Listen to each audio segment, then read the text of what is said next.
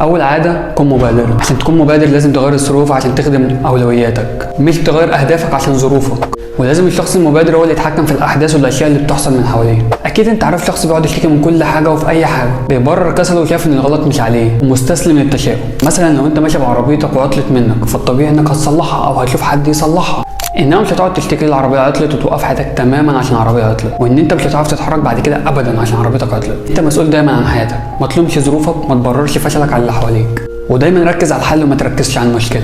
تاني عاده ابدا والنهايه في ذهنك، ودي بتبقى قياده شخصيه. لما تيجي تبدا في مشروع وفي هدف نهائي في ذهنك، ده هيساعدك انك تخلص من التشتت، انك تضيع المجهود، ويساعدك على التركيز ويخليك اكتر انتاجيه. لازم في حياتك تكون محدد هدف نهائي، ما ينفعش تعيش كده اليوم بيوم. تالت عاده قم بالاشياء المهمه اولا، دي اسمها الاداره الشخصيه، وهي التنفيذ للعاده اللي احنا قلناها المره اللي فاتت. في حياه كل واحد فينا حاجات مهمه وحاجات غير مهمه، حاجات مستعجله وحاجات مش مستعجله. حاول تهتم بالحاجات المهمه الاول، فده هيزيد من فعاليتك. تنظيم الوقت مهم جدا، اهم من الفلوس. الفلوس اللي بتصرفها بتعرف تستردها تاني، انما الوقت اللي بيروح ما بتعرفش ترجعه تاني.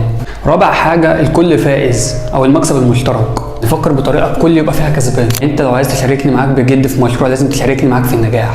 دور على طريقه تخلي مصلحتنا مشتركه وجهودنا واحده. حاول تبعد عن سياسه انا هكسب ومش مهم غيري. خامس عاده افهم الناس عشان الناس تفهمك. عشان علاقاتك تتحسن لازم تطبق الفكره دي. التواصل السليم اساس نجاح العلاقات الشخصيه. مهاره التواصل مع الاخرين مهمه جدا، انك تحسس الطرف الاخر انك متفهم وجهه نظره ومقدر موقفه وتعاطف معاه. سادس عاده التعاون مع الاخرين. الكل اكبر من مجموع اجزائه. 1 زائد 1 بيساوي 11.